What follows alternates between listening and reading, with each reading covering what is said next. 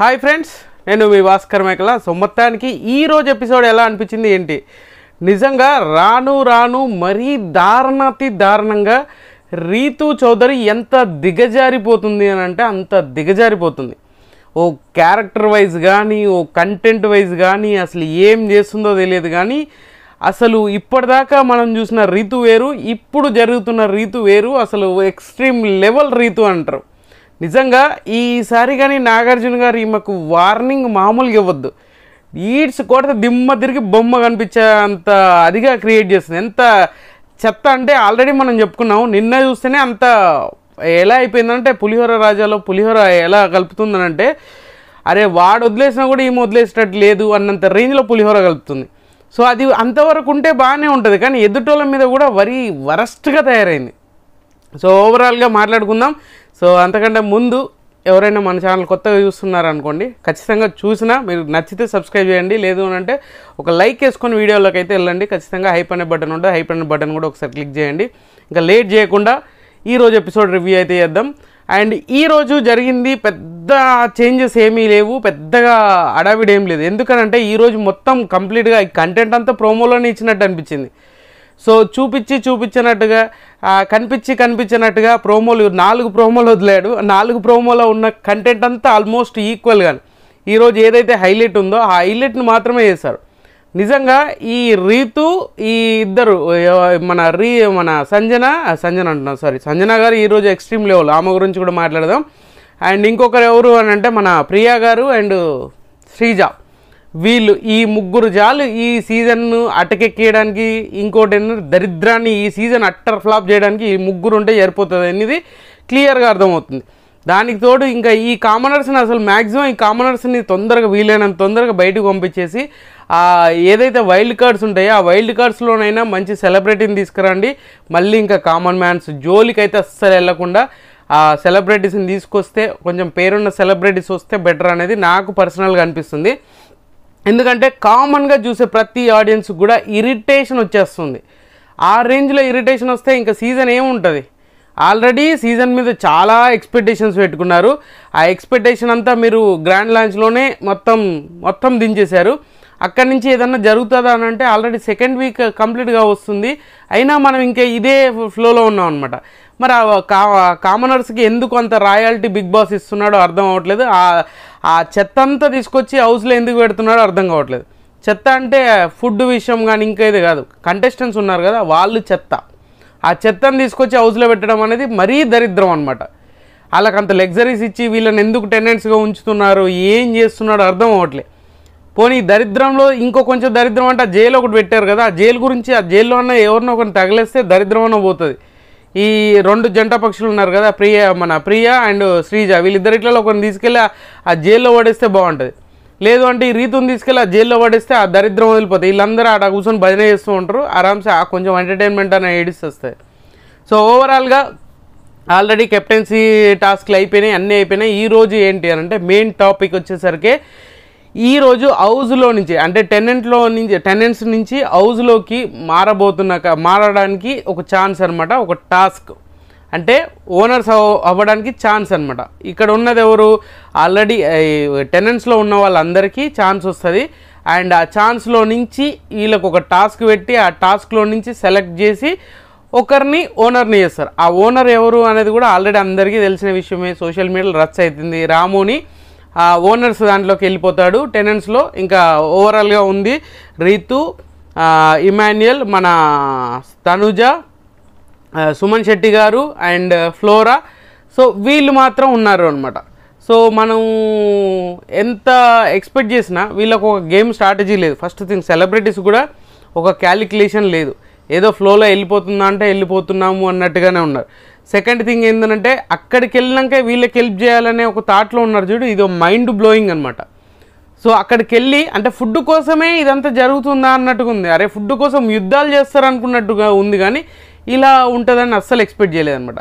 So ఇంకా ఈ topic అంతా వదిలేద్దాము. ఫస్ట్ అయితే నాకు ఇరిటేషన్ వచ్చే ఒక పాయింట్ అయితే మాట్లాడుకోవాలి, రీతు గురించి మాట్లాడుకోవాలి. రీతు పులిహోర కలపడంలో తప్పేం లేదు, వీళ్ళు తినిపించడంలో అసలు ఈమె ఏకంగా వాళ్ళకి తినిపించడము. ఇంకా మీకు ఈరోజు ఎపిసోడ్లో లేదు హాట్ చపాతీలు, ఈ రచ్చంతా చాలా నడుస్తుంది. అసలు మామూలుగా ఏంటంటే వీళ్ళు ఏదో సీజన్ 4లో ఈ మీమర్స్ ఎక్కువైపోయారు అని చెప్పేసి ఈ మీమర్స్ బాగా ట్రోల్ చేస్తున్నట్టు. అభిజిత్ని, అఖిల్ని అండ్ మన మోనల్ గజ్జర్ వీళ్ళు ఉన్నారు కదా, ఈ ముగ్గురిని కంటెంట్ లాగా క్రియేట్ చేద్దామని చెప్పేసి అని అనుకుంటున్నారేమో. బట్ నిజంగా రీతు చేసేది అది ఒక లవ్ అని చెప్పలేము, ఒక ఎఫెక్షన్ అని చెప్పలేము, ఒక అదని చెప్పలేము, ఇంకో ఇదని కూడా చెప్పలేము. దానికి పేరు కూడా పెట్టడం కూడా వేస్ట్. అలా బిహేవ్ చేస్తుంది. ఆల్రెడీ కంటెంటర్ అయినాక ఈమె ఏడుపు చూసారా, అసలు మామూలు కదా. ఆస్కార్ పర్ఫార్మెన్స్ చేసింది. అరే నేను ఇమాన్యుయల్ పేరు చెప్పాలనుకున్నాను, వాడి పేరు కాకుండా డెమోన్ పేరు చెప్పిన. అక్కడ దాకా ఏముంది, ప్రియా మాట్లాడినప్పుడు క్లియర్గా మాట్లాడింది, ఇది ఎందుకో బయటికి వేరేలాగా వెళ్తాదు అన్నప్పుడు అప్పుడు ఓహో మనం వేరేలా వెళ్ళిపోతుందా అన్న ఒక దాంట్లో వెంటనే సావిత్రి గారు పూనినట్టున్నారు. సావిత్రి గారు పూనగానే ఏమైపోతుంది, కన్నీళ్ళు వచ్చేసినాయి. నేను తట్టుకోలేకపోతున్నాను, వాడిని కెప్టెన్గా చూడాలనుకున్నాను. అరే నువ్వు నిజంగా చెప్తున్నాను కదా, అది కంప్లీట్గా ఫేవరిజం, కంప్లీట్గా డెమోన్ని నువ్వు కెప్టెన్ చేయాలి అని ఫిక్స్ అయిపోయినాం. దానికి బిగ్ బాస్ కూడా తోడయ్యాడు. ఇది క్లియర్గా అర్థమవుతుంది ఆడియన్స్కి. ఏంది ఎవరికైనా ఇప్పుడు ఫస్ట్ షో చూసే వాళ్ళకి కూడా బిగ్ బాస్ ఆడియనే అవసరం లేదు, బిగ్ బాస్ ఫ్యాన్ అవ్వాల్సిన అవసరం కూడా లేదు. అది చూసి అర్థమైపోతుంది, అరే ఇది మరీ ఇంత పులిహోర రాజాకి ఈ పులిహోర రాని కలుపుకున్నదిరా అన్న ఈ సింటమ్స్ అయితే ఖచ్చితంగా అది చూడంగా నా ఫీల్ అయితే కలుగుతుంది అన్న. ఓ అక్కడ ఆస్కర్ రేంజ్లో ఆ ఏడుపు మామూలు ఆస్కర్ రేంజ్ కాదు అది. మరి ఇక్కడ పవన్ కూడా ఈ కెప్టెన్సీ వదిలేసి, ఇక్కడ ప్రియా వీళ్ళందరూ డిస్కషన్ చేస్తుంటే కూడా ఈ కెప్టెన్సీ వదిలేసి ఆమె తినిపిస్తుంటే తినడం వరకే ఉంది. సో ఏ వర్క్ చేయడం కానీ ఏదన్నా చెప్పడం కానీ ఇలాంటి ఏమీ లేదు. మోస్ట్లీ కంప్లీట్గా కెప్టెన్ అంటే ఓన్లీ రీతుకు మాత్రమే ఫేవరబుల్గా ఉండేటట్టుగా ఉంది ఆ కెప్టెన్సీ. సో మరి దానికి చివాట్లు పెట్టకపోతే మామూలుగా ఉండదు. నాగార్జున గారు ఈ వీకెండ్ చివాట్లు కాదు, ఒక రాడ్ తీసుకొని కొట్టినా కూడా తప్పేం లేదన్నమాట. ఎందుకంటే వాళ్ళు మనకు రాడ్లు దించుతున్నారు, అంత రేంజ్లో ఆ పర్ఫార్మెన్స్లు చేస్తున్నారు. సో ఇక్కడ ఏంటంటే టెనెంట్స్కి ఓనర్గా మారే ఛాన్సెస్లో ఒక టాస్క్ పెట్టారు. ఆ టాస్క్లలో అందరికీ ఈక్వల్గా సమానంగా ఉంటుంది. ఇక్కడ ఏంటంటే ఈ ఓనర్స్ ఏదైతే ఉంటారో ఒక స్టేజ్ మీద ఉండేసి 2 బౌల్స్ పెడతారో దాంట్లో నుంచి బొమ్మలు ఇస్తారు. బొమ్మలు ఇస్తే వాళ్ళకంటూ ఒక బాస్కెట్ లాంటిది ఇచ్చేసి దాంట్లో బొమ్మలు ఎవరికైతే ఎక్కువ ఉంటాయో ఆ ఎక్కువ ఉన్న వాళ్ళు సేవ్ అవుతారు, ఎవరికైతే తక్కువ ఉంటాయో వాళ్ళు ఎలిమినేట్ అవుతారు ఫస్ట్ రౌండ్లో నుంచి. అలా లాస్ట్ టాప్ 2 వరకు ఎవరు ఉంటారో వాళ్ళ నుంచి ఒకరిని సెలెక్ట్ చేయాలి. ఇది టాపిక్, ఇది క్లారిటీగా ఉంది. ఇక్కడ వరకు బాగానే ఉంది, క్లారిటీ ఉంది. ఇక్కడ టీమ్ వైజ్ సో రీతు అయితే వీళ్ళు హెల్ప్ చేస్తారు అనుకొని ఒక క్లారిటీతో ఉంది. ఈసారి హౌస్లోకి వెళ్ళిపోతే ఇంకా మనల్ని ఆపేది ఎవడరా, అసలు రచ్చ లేపుదా, మనం మామూలుగా ఉండదు. ఇంకా కెప్టెన్ మనం ఒకే దగ్గర ఉన్న అడిగే నాదుడే లేడు, మనం ఏం చేసినా నడుస్తుంది అనే రేంజ్లో వీళ్ళు మెంటల్గా ఫిక్స్ అయింది ఖచ్చితంగా నేను వెళ్ళిపోవాలని. అలాగే రాముతో డీల్ అయితే మాట్లాడుకుంది. రాము క్లియర్గా ఆల్రెడీ డిస్కషన్ చేసుకున్నారు, అంతా ఓకే అనుకున్నారు. రాముతో ఏందనంటే మనమిద్దరమే ఉండాలిరా అని చెప్పేసి ఫిక్స్ అయిపోయి నేను నీకు హెల్ప్ చేస్తాను, నువ్వు నాకు హెల్ప్ చేద్దామని ఒక అండర్స్టాండింగ్లో ఉన్నారు. ఇక్కడ అండర్స్టాండింగ్లో ఉన్నప్పుడు ఆ బొమ్మలు ఏదైతే టెనెంట్స్ మన ఓనర్స్ ఇసిరేస్తూ ఉంటే క్యాచ్ పట్టుకొని వాళ్ళ దగ్గర ఆ బొమ్మల్ని సేవ్ చేసుకొని పెట్టుకోవాలి, అది డిఫైన్ చేసుకోవాలి. వాళ్ళ దగ్గర ఎవరి దగ్గర ఎక్కువ ఉంటాయో వాళ్ళు సేఫ్ అవుతారు, ఎవరి దగ్గర తక్కువ ఉంటాయో వాళ్ళకి ఎలిమినేషన్ అవుతారు ఆ రౌండ్లో నుంచి. అలాగా రౌండ్స్ అని పెడుతూ ఉంటారు. ఇక్కడ నాకు నిజంగా సంజన గారు బిగ్ బాస్ని చాలామంది సంజన గారిని ఏ ట్రైట్ చేసినా కూడా సంజన గారికి టాస్క్ అంటే ఒక క్లారిటీ ఉంది, టాస్క్లో ఏ విధంగా ఆడాలని ఒక సెన్స్ ఉంది. ఇంకోటి ఏంటంటే టాస్క్ రూల్స్, టాస్క్లో బిగ్ బాస్ ఏం చెప్పాడు దానికి తగ్గట్టుగా వెళ్ళడం అంత మైండ్ మెచ్యూరిటీ ఉంది. కావాల్సిన కాంట్రవర్సీ చేయగలుగుతుంది, కావాల్సిన డిఫెన్స్ చేయగలుగుతుంది. ఆమె ఎవరికి ఇవ్వాలనుకుంటుందో ఒక క్లారిటీ ఉంది. ఇన్ని ఉన్నా కూడా ఈమె గివప్ ఇచ్చింది. ఇక్కడ గివప్ ఇవ్వడం తప్ప అంటే ఖచ్చితంగా కాదు, ఎందుకంటే ఆమెకు ఒక క్లారిటీతోటే గివప్ చేసింది. సో ఫస్ట్ రౌండ్ వచ్చేసరికి మాత్రం ఫ్లోరా గారు కూడా గట్టిగానే ట్రై చేశారు. ఈమె కూడా డిఫెండ్ చేసుకోవడానికి ట్రై చేసినా కూడా తనుజాని టార్గెట్ చేశారు. ఇక్కడ ఏంటంటే రీతు ఫస్ట్గా మ్యానికులేషన్ చేసింది ఏంటంటే తనుజాని ఎట్లయినా ఖచ్చితంగా ఇందులో నుంచి ఫస్ట్ తీసేయాలని ఫిక్స్ అయిపోయారు. రాము కానీ అండ్ ఫ్లోరా కానీ మన రాము రాథోడు, రీతు అండ్ ఫ్లోరా వీళ్ళు ముగ్గురు ఫిక్స్ అయిపోయారు, అది క్లారిటీగా తెలుసు. అలా ఫస్ట్ ఈ ఫ్లోరా కంప్లీట్గా ఈమె దగ్గర ఉన్న బాస్కెట్లోది బొమ్మల్ని కాపాడుకోవడం వదిలేసి తనుజ గారి దగ్గర నుంచి అటాక్ చేయడం స్టార్ట్ చేసింది. తనుజ గారి మీదనే కావాల్సుకొని చేయడము, తనుజ గారి నుంచే రావడము అండ్ దాని నుంచి డైరెక్ట్గా మన సుమన్ శెట్టి గారి దగ్గర నుంచి లాగడము, ఇలాంటివన్నీ కొన్ని చేశారు. ఇక్కడ ఏంటంటే బాగా ఇన్నోసెంట్గా ఉన్నది ఎవరు అంటే మన సుమన్ శెట్టి గారు. సో ఫ్లోరా గారు ఫస్ట్ రౌండ్లో బజర్ రాగానే ఫ్లోరా గారికి అసలు కంప్లీట్గా ఈమె దాంట్లో ఏమీ లేవు, ఫస్ట్ రౌండ్ ఈమె ఎలిమినేట్ అయింది. సో ఇక్కడ ప్రియా గారు సంచాలక్. ప్రియా సంచాలక్ ఎంత వరస్ట్ అంటే రీతువే సంచాలక్ అని అంటే వీళ్ళకంటే ఈ ఒకరిని మించి ఒకరిలాగా బిహేవ్ చేస్తున్నారు. ఈ సంచాలకులు ఏం సంచాలకులో అర్థం కాలే కానీ సో మొత్తానికి ప్రియా సంచాలక్గా ఉంది. ఈ ఫ్లోరా గారు ఫస్ట్ అవుట్ అయిపోయారు. ఈమె ఏంటంటే జంపింగ్లు చేయొద్దు, ఫిజికల్ అవ్వద్దు, ఇది చేయొద్దు, అది చేయొద్దు. ఫిజికల్ టాస్క్లో ఫిజికల్ అవ్వకుంటే డిఫెన్స్ ఎలా చేసుకుంటారు రా స్వామి? కొంచెమన్నా సెన్స్ ఉండాలి కదా నువ్వు రూల్స్ పెట్టడానికి. బిగ్ బాస్ ఇచ్చేదే మీరు ఫిజికల్గా జరగడానికి, అక్కడ కంటెంట్ రావడానికి. అదొద్దు, మీరు ఎగరొద్దు, దూకొద్దు అని చెప్తే కాదు కదా. వాళ్ళు బొమ్మలు తీసుకొని అక్కడికి వెళ్ళి డిఫెండ్ చేసుకోవాలి. అటాక్ చేసే వాళ్ళు అటాక్ చేస్తారు, డిఫెండ్ చేసుకునే వాళ్ళు డిఫెండ్ చేసుకుంటారు. అది టాస్క్ రూలు, అది మినిమం బేసిక్. అక్కడైతే ఫ్లోరా గారు బయటకు వచ్చేస్తారు. ఫ్లోరా గారు బయటకు రాగానే ఫస్ట్ రౌండ్లో సంజన ఆల్రెడీ చెప్పేస్తాను, నేను హౌస్ మెంబర్గా ఓనర్గా చేశాను, కెప్టెన్గా చేశాను కదా, నాకు ఇప్పుడు అవసరం లేదు, నేను నా అంతటి నేనుగా క్విట్ అవుతున్నాను అని చెప్పేసి చెప్తుంది. అరే క్విట్ అవుతున్నాను అని చెప్తే బిగ్ బాస్ కూడా దానికి క్విట్ అవ్వడం అంటే ఫస్ట్ రౌండ్లో వీళ్ళిద్దరు వెళ్ళిపోతారు. ఫ్లోరా సంజన వీళ్ళిద్దరు వెళ్ళిపోతారు. సంజన క్లారిఫికేషన్ ఏంటి అని అంటే దీంట్లో సంజన ఇమాన్యుయల్కి ఖచ్చితంగా 100% సపోర్ట్ చేయాలని ఫిక్స్ అయిపోయింది. అండ్ తనుజ సెకండ్ ఆప్షన్గా తనుజకి సపోర్ట్ చేయాలి అని చెప్పేసి ఫిక్స్ అయిపోయింది. నెక్స్ట్ రౌండ్ స్టార్ట్ అవ్వగానే నెక్స్ట్ రౌండ్లో నిజంగా ఈ ప్రియా ఎంత దారుణం అంటే అంత దారుణంగా సుమన్ శెట్టి గారిని పాపం ఎంత ఇన్నోసెంట్గా ఉన్నా, ఎంత క్లారిటీ ఉన్నా కూడా మనోడిని ఈజీగా ఇలా తీసి పడేసింది. నిన్న ఏదైతే బర్నీ గారిని రీతు ఎలా తీసేసిందో అంతకు అంటే దారుణంగా తీసేసింది సుమన్ శెట్టిని.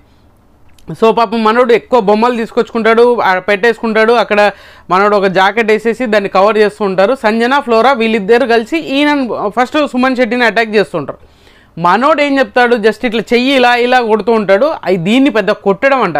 డిఫెండ్ చేసుకుంటున్నాడు. అబ్బా డిఫెండ్ చేసుకోవడం తప్పే కాదు, అంత పెద్దగా కొట్టే అని వాళ్ళకు ఏదో కట్టెలు తీసుకొని కొట్టి రాళ్ళు తీసుకొని కొట్టిన అంత రేంజ్లో బిల్డప్ ఇస్తే ఇక్కడ ప్రియా చెప్పింది ఎవరైనా కొడితే ఎలిమినేట్, డైరెక్ట్ ఎలిమినేట్ అన్నది.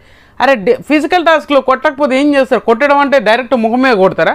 అక్కడ ఏదైతే చేయి పెట్టాడో చేయిని పట్టుకొని లాగుతుంటే ఇట్లా జులిపించినట్టు ఇట్లా కొట్టినట్టుగా చేశాడు. అది కొట్టడం అయితే కాదు, నా వర్షన్లో నాకు అనిపించింది కొట్టడం అయితే కాదు. కానీ మనోడు కొట్టిందని చెప్పేసి డైరెక్ట్ సుమన్ శెట్టి ఎలిమినేట్, నువ్వు ఎలిమినేట్ అన్న, నువ్వు ఏంది ఎలిమినేట్? ఆ టాస్క్లోకి అసలు సంబంధం ఏమైనా ఉందా? ఆ టాస్క్ అయిపోయింది, మనోడు వెళ్ళిపోయాడు డైరెక్ట్గా. తన్నేశాడు, మనోడు కోపం వచ్చింది, ఆ ఫ్రస్ట్రేషన్ ఆపుకొని డైరెక్ట్గా లోపలికి వెళ్ళిపోయాడు. ఈ పెంట అంతా మనకు వద్దులే, మనం ఇంత పెంటలో వాడాల్సిన అవసరం లేదు అని క్లారిటీతో లోపలికి వెళ్ళాడు.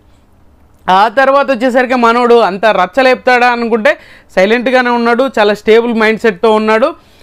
ఇక్కడ తర్వాత స్టార్ట్ అయింది ఏంది, రీతును అటాక్ చేయడం స్టార్ట్ చేశారు. రీతును అటాక్ చేయడం ఫస్ట్ తనుజాని చేశారు. తనుజ నుంచి కాదన్నాక రీతు దగ్గరికి వెళ్ళి రీతును అటాక్ చేశారు.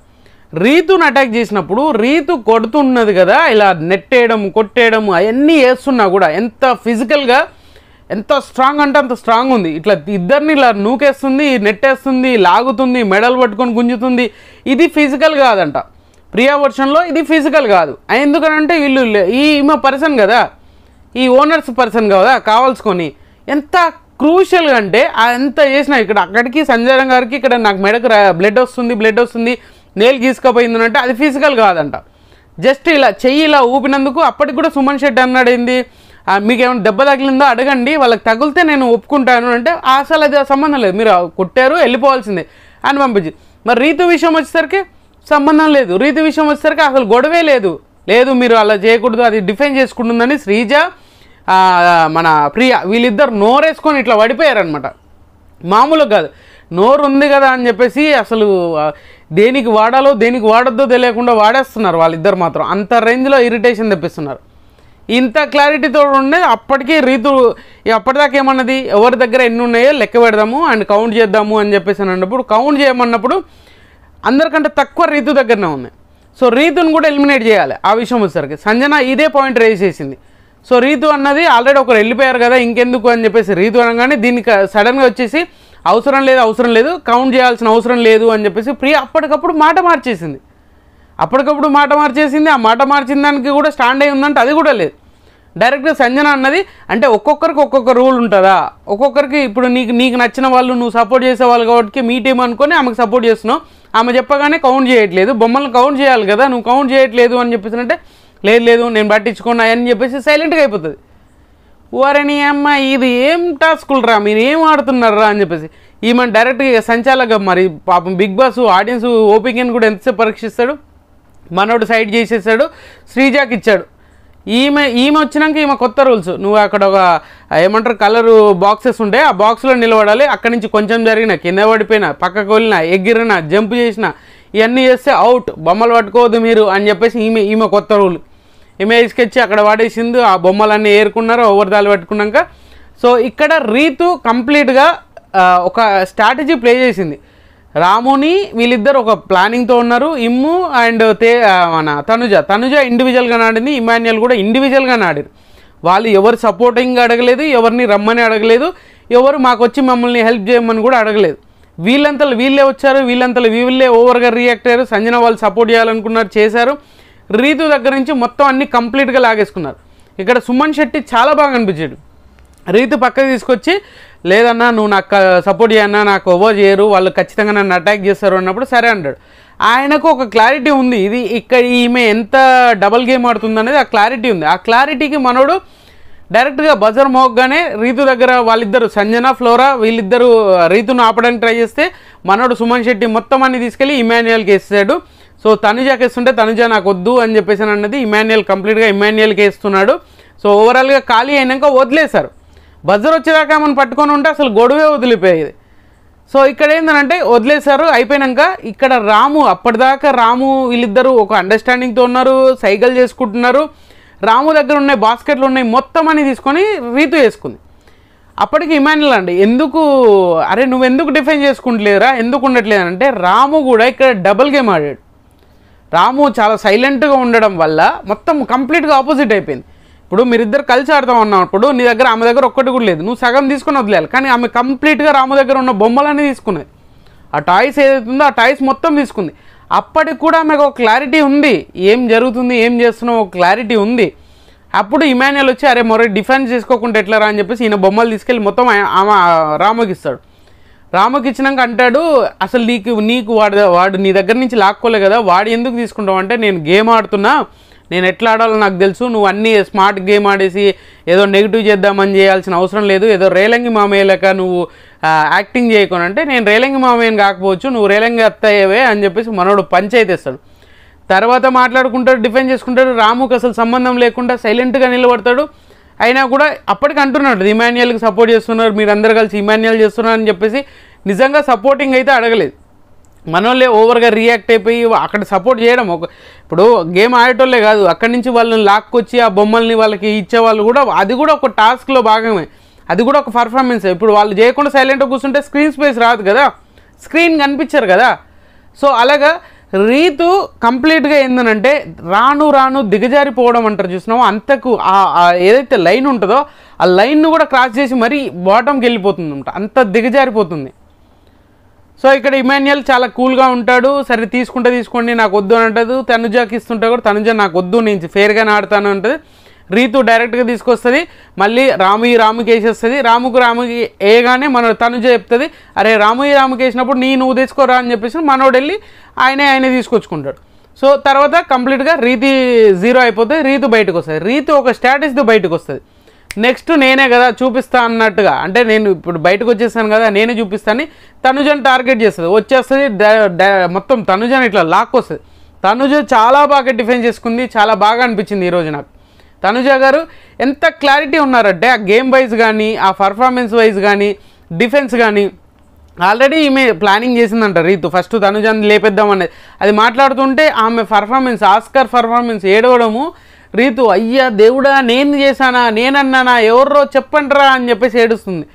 సో ఇక్కడ ఈమె చేసిన దానికి ఇక్కడ తనుజ కూడా చాలా ఇంటెలిజెంట్ గేమ్గా ఆడింది, ఇంటెలిజెంట్గానే అనిపించింది నాకు.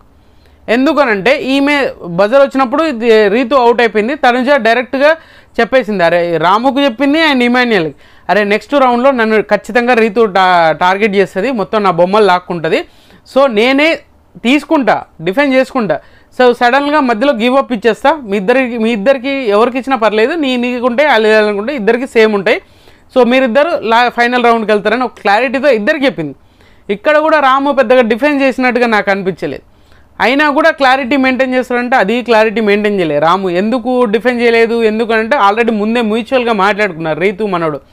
సో ఇమాన్యుయల్ ఇద్దరు కలిసి ఫైనల్ రౌండ్కి వెళ్తారు. ఫైనల్ రౌండ్లో ఇక్కడ ఇప్పటి వరకు వీళ్ళు ఓనర్స్ మీరు బాల్ చేశారు, మీరు చూశారు కదా. ఇప్పుడు టెనెంట్స్లో నుంచి ఇప్పుడు ఇద్దరిట్లలో ఎవరిని ఓనర్గా మారుస్తారు అన్నప్పుడు రీతు కంప్లీట్గా నాకు రామును పంపించాలనుందంటే మిగతా వాళ్ళందరూ హౌస్లో ఉన్న మిగతా సంజన కానీ, ఫ్లోరా కానీ, మన సుమన్ శెట్టి కానీ, తనుజ కానీ, వీళ్ళు నలుగురు ఇమాన్యుయల్ పేరు చెప్తారు. లేదు అప్పటిదాకా గట్టిగా అడిగింది రాము. ఆయన ఇండివిజువల్ గేమ్ ఆడాడు, ఇమాన్యుయల్ ఏం ఆడాడు అసలు, అందరు గ్రూపు మీరందరూ కలిసి సపోర్ట్ చేశారు, మీరు సపోర్ట్ చేద్దాం అనుకున్నారు కదా అని చెప్పేసి అనుకుని మీరు సపోర్ట్ చేశారు. ఏం ఆడాడు గేమ్, గ్రూప్గా ఆడాడు కదా, ఇండివిజువల్ గేమ్ ఆడలేదు, ఏం లాక్కోలేదు కూడా అని చెప్తే అసలు రామ్ ఎక్కడ లాక్కున్నాడు? ఫస్ట్ నుంచి కూడా మనోడు ఎక్కడ ఎక్కువ ఫోకస్డ్గా పెట్టి చేసింది అయితే ఎక్కడగా లేదు. నార్మల్గానే ఉంది, నార్మల్గానే పోయింది తప్పితే అంతకు మించి ఓవర్గా చేసి పెట్టింది లేదు. అప్పటికి డిఫెండ్ చేస్తూనే ఉంది, ఖచ్చితంగా ఇమాన్యుయల్ని అక్కడికి వెళ్ళనివ్వద్దు అని చెప్పేసి మేము మెంటల్గా ఫిక్స్ అయింది. వీళ్ళందరినీ కూడా తను అప్పటికి చెప్తుంది ఇమాన్యుయల్ నేను పంపిస్తాను, నేను ఒప్పుకోను, ఇమాన్యుయల్ వెళ్ళాలి అని చెప్పేసి సంజన డెసిషన్ తీసుకుంటుంది. అండ్ మన సుమన్ శెట్టి కూడా డెసిషన్ తీసుకున్నాడు, అయినా కూడా ఒప్పుకోదు. లేదు అట్లా కాదు ఇట్లా కాదు. తనుజ ఏం చేస్తుంది, డైరెక్ట్గా వచ్చేసి సో బిగ్ బాస్ మా దగ్గర నుంచి రాముని ఓనర్గా పంపించేస్తున్నావు అని అంటే అట్లెట్లా పంపిస్తావు నువ్వు, ఇప్పటిదాకా మీరు ఆడిందంతా వేస్టా, మీరందరూ కలిసి ఆడింది వేస్ట్ అన్నప్పుడు ఇక్కడ ఈ వీళ్ళిద్దరు ఉంటారు కదా ప్రియా, వీళ్ళకు ఆత్రం ఆగదు కదా. శ్రీజ అదేంది ఇప్పటిదాకా నువ్వే మాట్లాడింది, ఇప్పుడు మళ్ళీ నువ్వే అంది ఆపోజిట్ మాట్లాడుతున్నావు, ఏం మాట్లాడుతున్నావు నీకన్నా అర్థమవుతుందా, నీకు క్లారిటీ ఉందంటే నాకు క్లారిటీ ఉంది, మీరెందుకు మాట్లాడుతున్నారు, నేను మీతో మాట్లాడుతున్నాను ప్రియా శ్రీజ అసలు అని చెప్పేసి వాళ్ళ మీద అరుస్తుండే. అదేందమ్మా ఇప్పటిదాకా నువ్వు రాము కోసమే కదా, రాముని ఇక్కడ రమ్మనడానికి ఇక్కడ పంపించడానికి ట్రై చేసి అన్నీ చేసినాక కూడా నువ్వు ఇదే కదా చేసేది అని అంటే లేదు నా ఇష్టం నేను మాట్లాడుకుంటా. సో మొత్తానికి రామునైతే ఓనర్గా మారుస్తారు. అండ్ తనుజ చాలా ఎమోషన్ అవుతుంది. అండ్ మన ఈ నిజంగా బాండింగ్ అని అంటే ఇమాన్యుయల్ తనుజ వీళ్ళిద్దరు బాండింగ్ చాలా బాగా అనిపించింది. ఎందుకంటే అది ఓపెన్గా ఉంది, ఆ బాండింగ్ అనేది మనకు తెలిసిపోతూ ఉంది అనమాట. సో అంతేగాని ఈ ఓవర్ యాక్షన్లు, ఈ ఓవర్ స్మార్ట్లు ఇవన్నీ ఏం లేదు. పాపం భరణి గారు వీళ్ళందరూ కూర్చొని బెడ్రూమ్లో కూర్చొని మాట్లాడుతున్నప్పుడు కూడా అరే అక్క అని చెప్పినావు, మీరిద్దరు మాట్లాడుకొని నువ్వు కళ్ళతో సైగ చేసుకున్నావు, నేనొక్కనే కాదు మన సుమనన్న కూడా చూశాడు, సుమనన్న నిజంగా జెన్యూన్గా ఆడాడు, చాలా బాగా ఆడాడు అని చెప్పేసి చెప్పినప్పుడు అవును చెప్పాడా లేదని అంటే చెప్పాడు, నేను కూడా చూశాను, వీళ్ళిద్దరు మాట్లాడుకొని సైకిల్ చేసుకోవడం నేను కూడా చూశాను అని చెప్పేసి చాలా క్లారిటీగా చెప్తాడు భరణి గారు. ఇప్పటి నుంచి నన్ను తనుజ అంటది, ఇప్పటి నుంచి నన్ను ఎవరు ఏ రిలేషను ఏ పేర్లు పెట్టి అక్కలు తొక్కలు ఇలాంటి ఏం లేదు, తనుజ అని విలువండి అని క్లారిటీ చెప్పి ఎమోషన్ అవుతుంది. ఇంత జరిగి ఇంత కొట్లాట అయినాక కూడా అక్క పోయి బాత్రూంలో కూర్చొని పులిహోర కలుపుతూ ఉంటుంది. ఆ పవన్ ఈ అక్క రీతు అక్క ఇద్దరు కలిసి మామూలు పులిహోర కలుపుతలేరు. ఆ టైంలో కూడా అలాంటి సిచ్యువేషన్లో కూడా పులిహోర కలపడం అనేది అక్కకే సాధ్యమవుతుంది, ఇంకా వేరే వాళ్ళకి సాధ్యం కాదనమాట. సో ఖచ్చితంగా ఈరోజు ఎపిసోడ్లో మరీ దిగజారిపోయినట్టు చేస్తుంది. అండ్ వీళ్ళిద్దరు ఎలాగో తోడవుతున్నారు. కొన్నిసార్లు ప్రియ మాట్లాడుతుంది కానీ లాజికల్గా మాట్లాడుతుంది, అది స్టాండ్ తీసుకొని మాట్లాడితే ఖచ్చితంగా ప్రియకు మంచి అది ఉండేది. సో మొత్తానికి డైరెక్ట్గా ఇంకా రేపు టాటా బై బై చెప్తుంది ఏందో మరి. ఈ సిచ్యువేషన్స్ అని చూస్తుంటే నాకు అలాగే అనిపిస్తుంది. సో ఈ విధంగా మీకేమనిపించింది ఏంటి అనేది కింద కామెంట్ చేయండి. తనుజ రీతు విషయంలో ఎవరు రైట్ అనేది అనుకుంటున్నారు అనేది కూడా కింద కామెంట్ చేయండి. సో ఖచ్చితంగా ఈ వీడియో మీకు నచ్చిందని కూడా నచ్చితే లైక్ చేయండి, షేర్ చేయండి, కామెంట్ చేయండి, సబ్స్క్రైబ్ చేయడం మర్చిపోవద్దు. అండ్